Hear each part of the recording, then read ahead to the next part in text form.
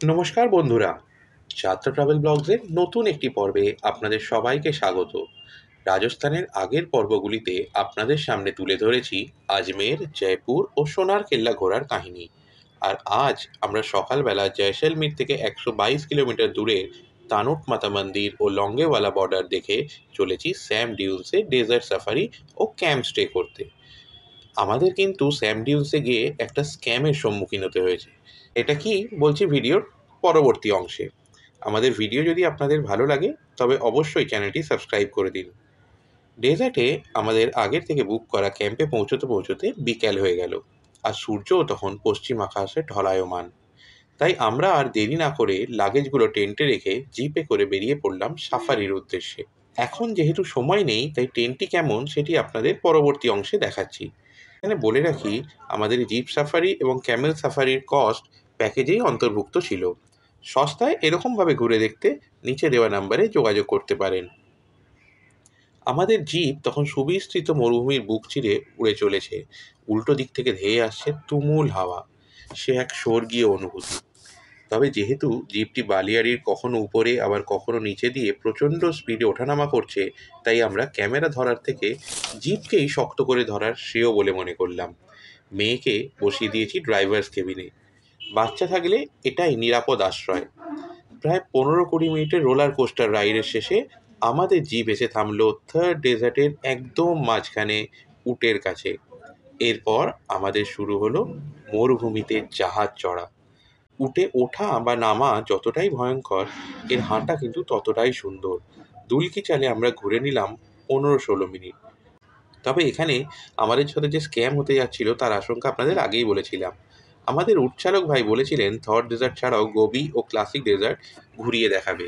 কিন্তু যেহেতু আমরা রেগুলার ট্রাভেলার এবং বিভিন্ন লোককে নিয়ে ট্যুর করাই, তাই আমাদের জানা আছে যে এখানে গোবি মরুভূমির কোনো অস্তিত্ব নেই। তাই আপনারাও অতিরিক্ত পয়সা দিয়ে এই স্ক্যামের সম্মুখীন হবেন না। সূর্য তখন বালির দিগন্ত রেখাকে ছুঁয়ে ফেলেছে। ক্যামেল রাইডের শেষে চায়ে চুমুক দিয়ে আবার রোলার কোস্টার জিপে সওয়ার হয়ে আমরা এসে পৌঁছলাম ডেজার্ট ক্যাম্পে। ও বাবা, আসতেই তো রাজকীয় অভ্যর্থনা। তিলক পরিয়ে ফুল ছড়িয়ে জানানো হলো ওয়েলকাম। দেওয়া হলো ওয়েলকাম ড্রিঙ্কস। চেক ইন রেজিস্টারে সাইন করে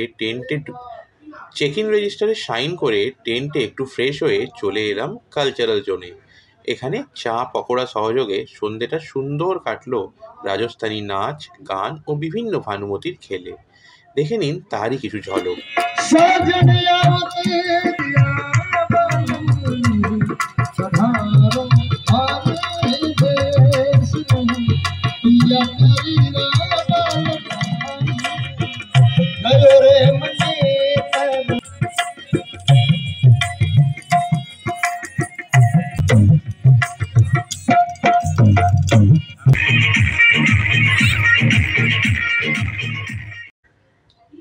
এরপর ডাক পড়লো ডিনারে। বিশাল এক রেস্টুরেন্টে বাফে ডিনার ছিল। স্যালাড, সাংরি, কড়াই পনির, ডাল, বাটি, চুরমা, জিরা রাইস, পাঁপড় ও হালুয়া। খাবারের স্বাদ ছিল ওখানকার স্টাইলেই। তবে এখানে নন ভেজ পাওয়া যায় না বললেই চলে। ডিনার পর্ব সারার পর সারাদিনের ক্লান্তি দূর করতে আমরা বেছে নিলাম বিছানাকে। পরের দিন সকালে উঠে বেরিয়ে পড়লাম দিনের আলোয় রুমিজ ডেজার্ট ক্যাম্প ঘুরে দেখতে। ফুল দিয়ে সাজানো জায়গাটির দুদিকে ছড়িয়ে ছিটিয়ে রয়েছে মোট 32টি টেন্ট। ডান দিকের ওই জায়গাতেই রাতে কালচারাল প্রোগ্রাম হয়েছিল। টেন্টে ঢোকার জন্য প্রথমে রয়েছে একটি চেন। সেটি খুললে পাওয়া যাবে ড্রয়িং রুমের মতো অংশ। শীতের সময় এখানে বসেও আপনারা কালচারাল প্রোগ্রাম দেখতে পারেন।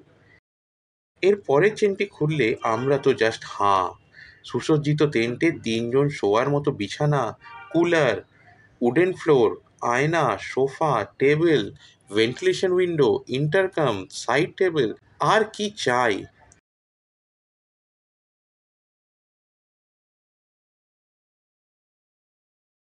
বাথরুমটিও যথেষ্ট বড়, তাতে geyser, shower, western style toilet. টেন্টের পুরো প্যাকেজটি 3 জনের জন্য পড়েছিল 6,500 টাকা। আর জানেনই তো বুক করবেন কিভাবে। নাম্বার তো নিচে দেওয়াই আছে। পরের পর্বে আসছে ভূতের দেশ কুলধারা। ভিডিওটি ভালো লাগলে সাবস্ক্রাইব করুন। আর এখনকার মতো টাটা, বাই বাই।